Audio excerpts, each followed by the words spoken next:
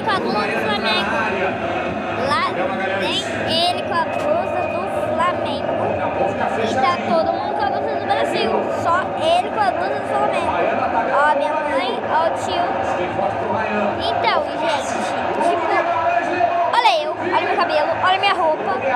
Olha a minha roupa. Olha a minha roupa do Brasil, ó. Mas ele tá com aquela do Flamengo. Ó,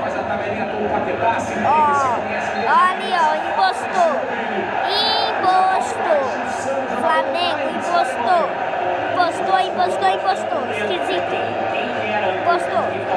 Mas é isso, né? Agora eu tô bravo.